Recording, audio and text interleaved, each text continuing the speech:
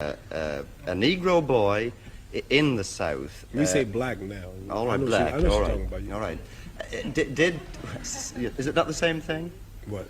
No, Negro. We are taught that all people are named after country. Chinese are named after China. Cubans are named after Cuba. Irish people are named after Ireland. Indonesians named after Indonesia. Japanese are named after Japan. Australians are named after Australia. But there's no country named Negro. Mm.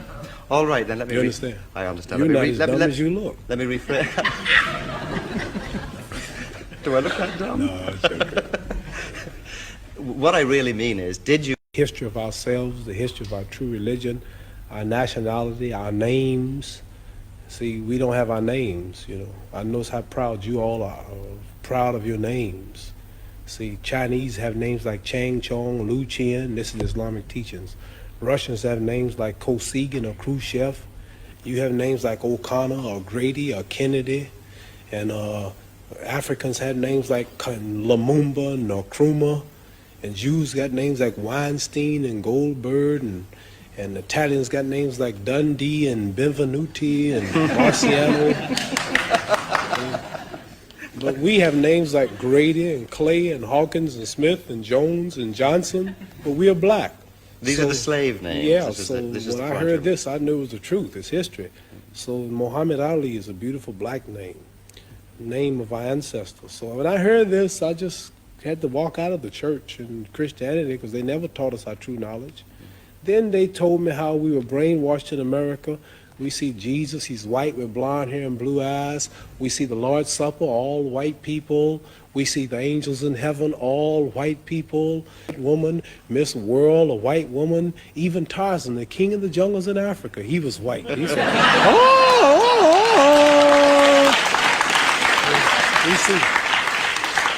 We see a white man swinging around Africa, with a diaper on.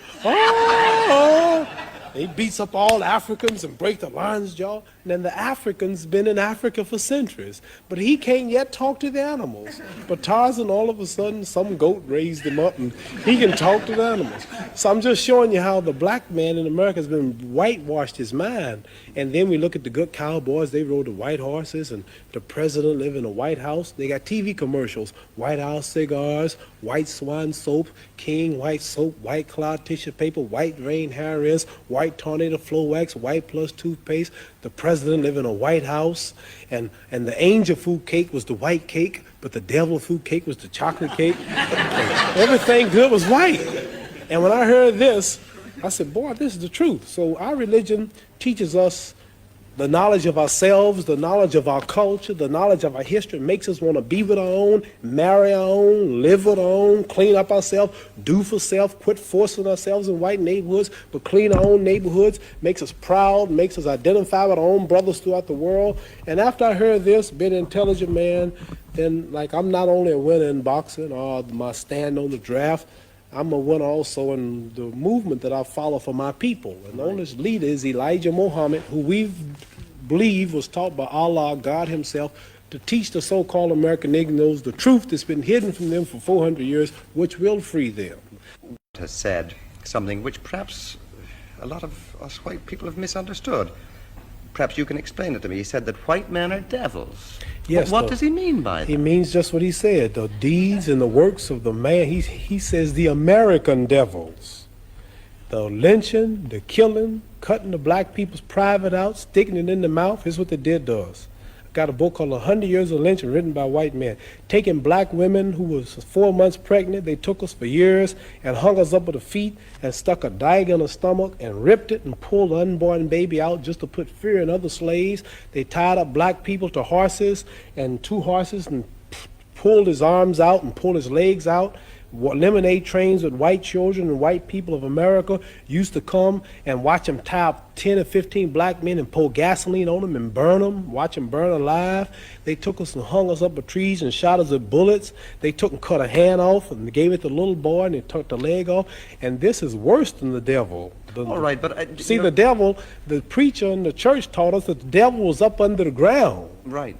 And he'll wait till he died before he burn us up. this white devil in America was worse because he burned us while we was alive. He didn't wait till we died.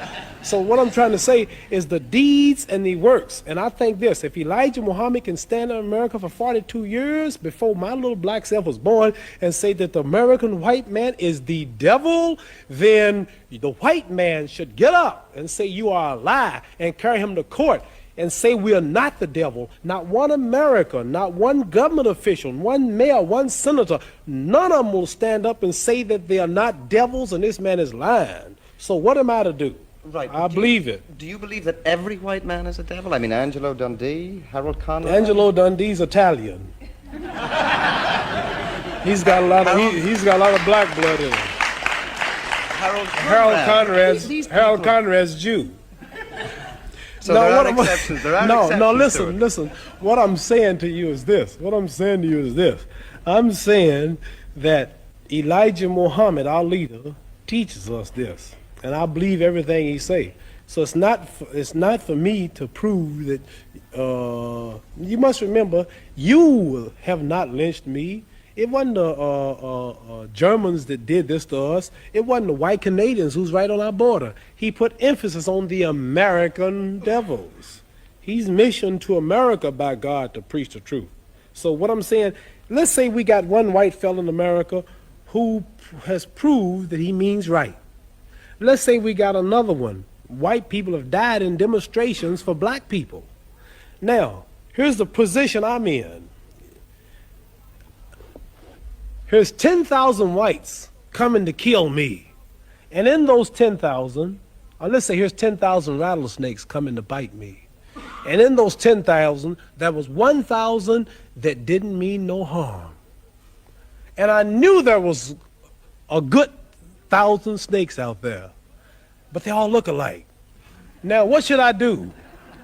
Should I keep the door open and let the 10,000 in, hoping that the 1,000 will unite and save me and one bite will kill me? Or should I just be safe and shut the door? So we have white people say, I mean right. I have a black husband. Oh, my children are black. I love everybody. I really believe you.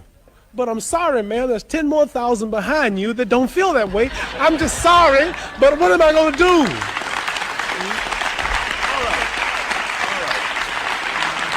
So I like to say this, that I know, I'll bet my hand on my family's life now, that there's some whites that mean right and sorry that they're from this race.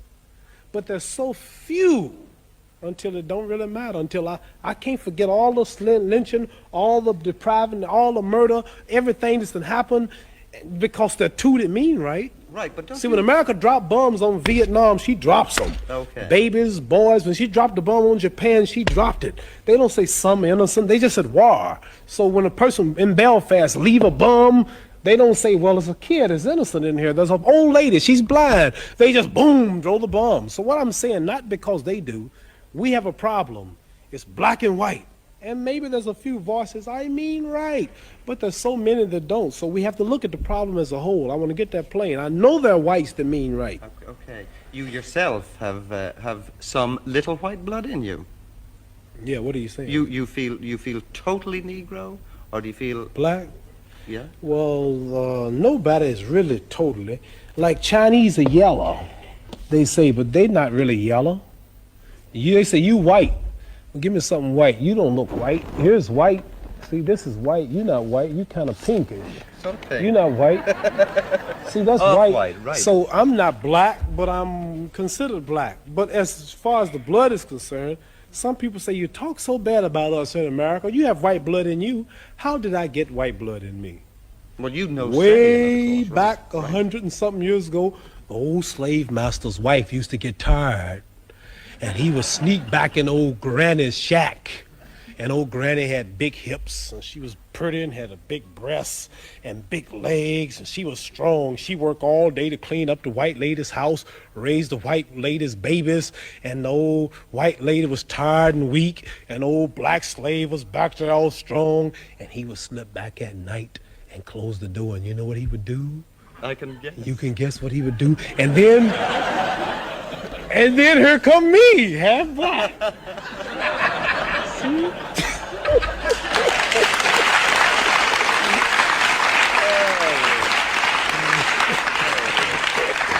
Maybe we can get back.